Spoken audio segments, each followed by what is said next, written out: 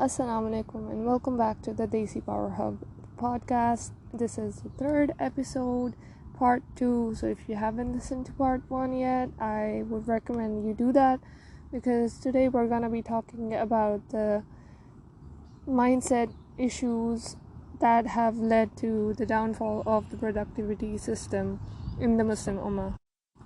So in part 1, we basically discussed about how the concept of being an amazing Muslim and the concept of being an engaging member of society has become totally segregated, and it has become an either-or scenario, and how we believe that we don't need to put in the effort. If you just make dua, everything should work out on its own.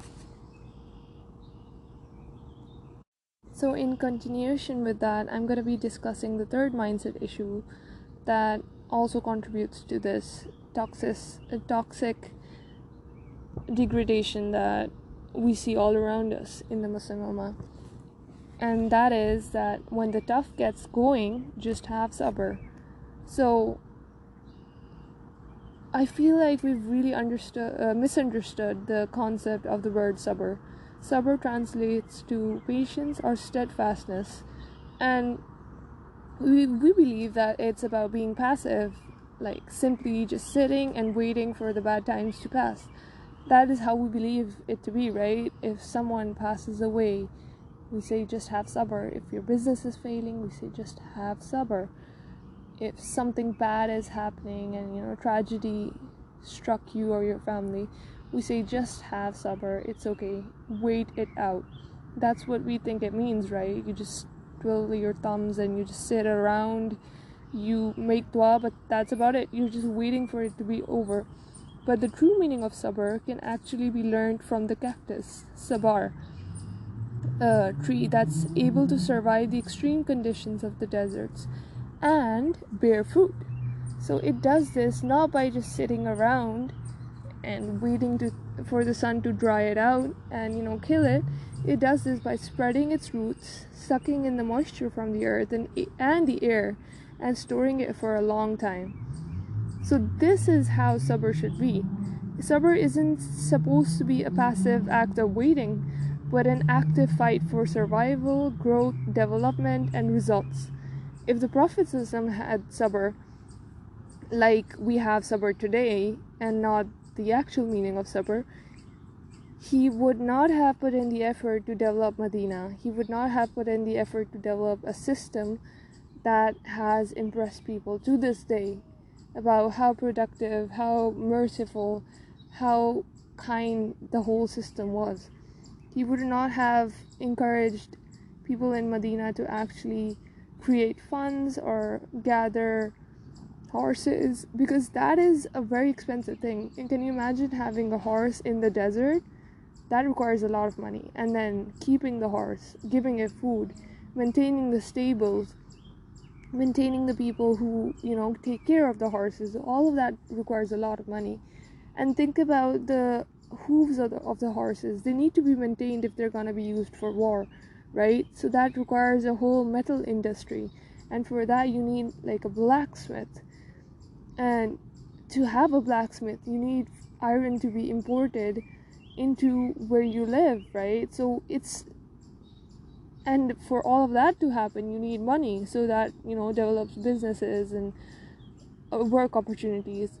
So in essence, if the Prophet actually pursued this goal to prepare horses for war, make a functioning society, and encourage the Muslims to be self-sufficient instead of just keep on asking for money, then that means there is some secret behind it, right? Because you can't just have sabr like we have today and expect that the word of Islam would spread to great heights. They put in the effort for it, and they prayed, and with that combination they pursued that. Prayer doesn't mean that you just sit around, have sabr as we do today, and just wait it out. It means that you put in all the effort that you can, and if something doesn't go the way you want it to, then you believe that there must be something that's better in store for you, right? But you keep on making the effort. What's prayer and sabr, the right definition of it, does is that it separates what you're supposed to feel because of the outcome and leaves that in Allah's hand. So all you have to do is make maximum effort. And another thing that saddens me a lot is that these days Muslims in different jobs, or even in universities or workplaces or even businesses, they're just doing enough to get by. They're not really achieving to excel at what they do.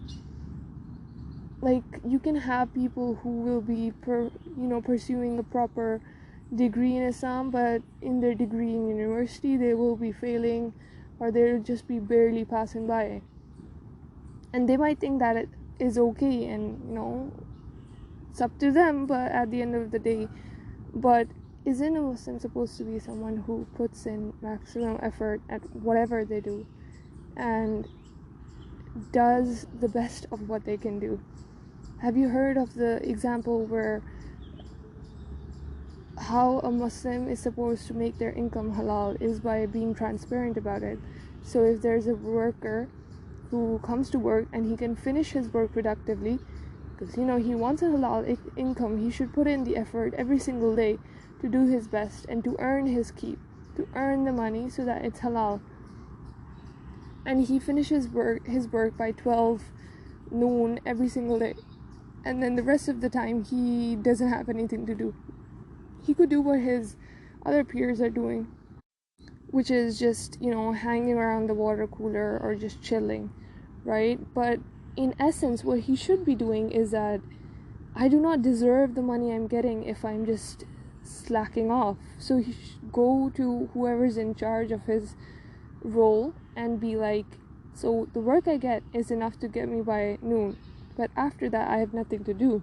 So if that's okay with you, I can go back, but if that's not okay with you, I would like to have some work so that what I earn is worth it, or I deserve to earn that, and it's not just money I'm getting in a haram way.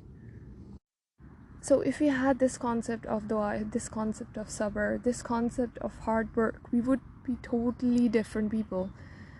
This kind of bleeds into the fourth concept that Muhammad Faris talks about, which is righteousness can only be an act of worship.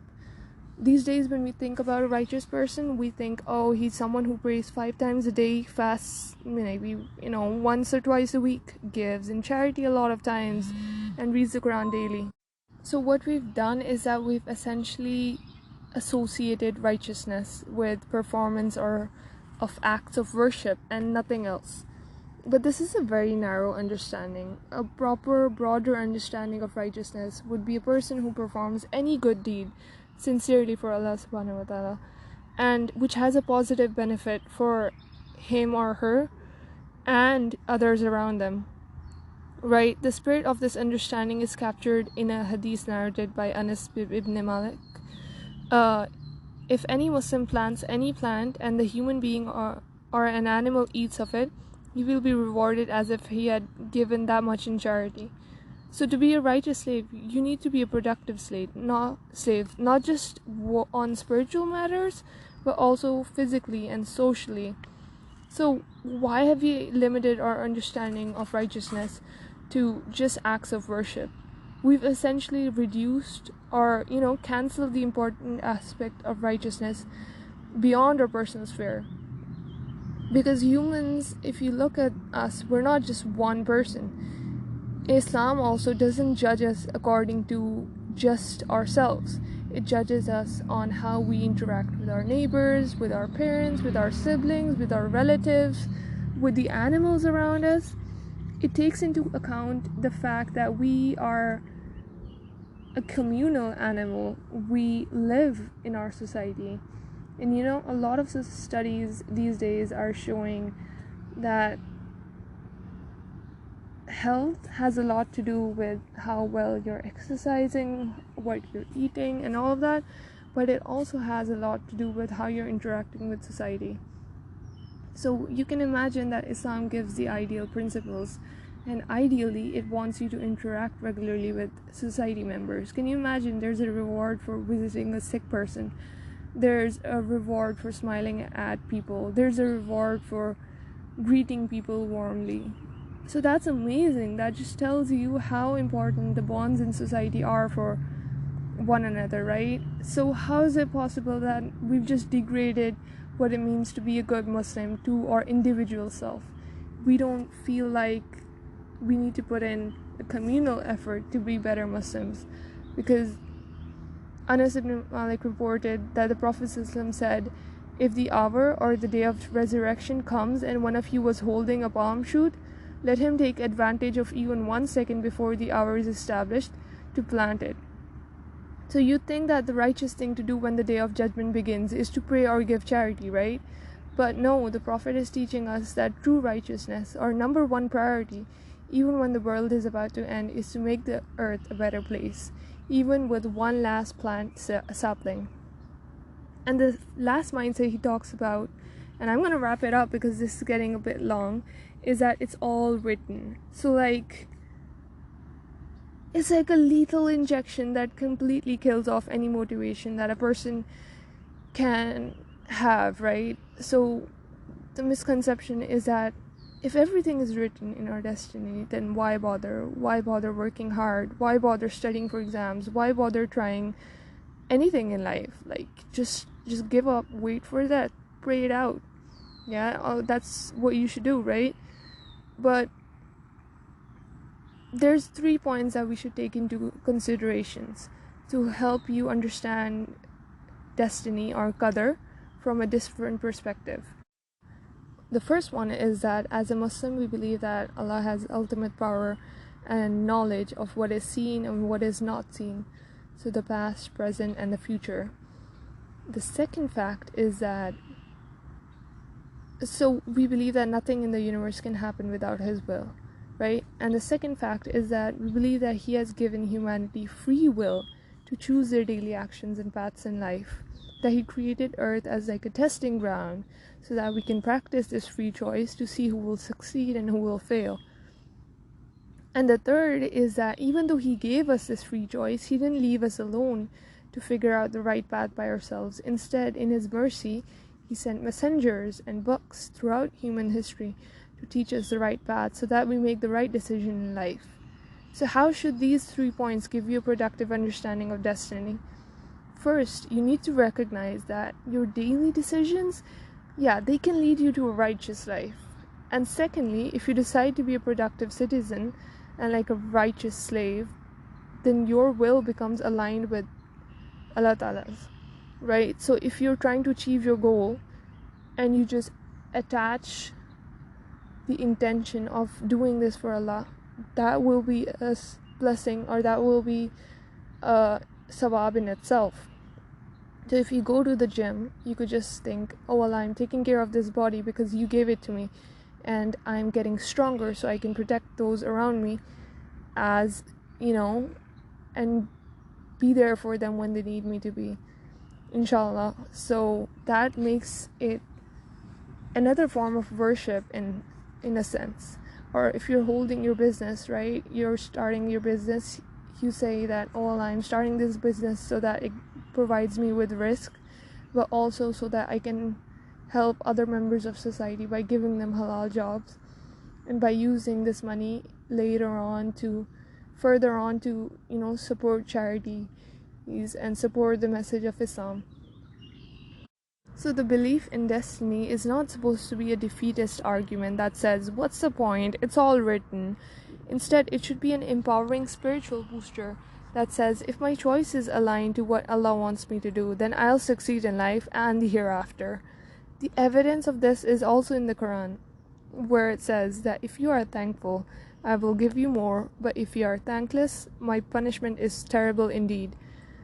He also says, to whoever, male or female, does good deeds and has faith, we shall give a good life and reward according to the best of their actions. So finally, I pray that all of us have a deeper and better understanding of what our religion is and how powerful our principles are, and that inspires us to be productive in every aspect of our lives, and we clear our minds from the misconceptions that seeped into our subconsciousness without us realizing. I really, really, really pray that we can actively be members of society, and we can return Islam or return Muslim Ummah to its golden era, where Muslims, when you think of Muslims, you think of hardworking, amazing, honest, and nice people, instead of just people who are lazing around and who are just all talk and no action at all, right?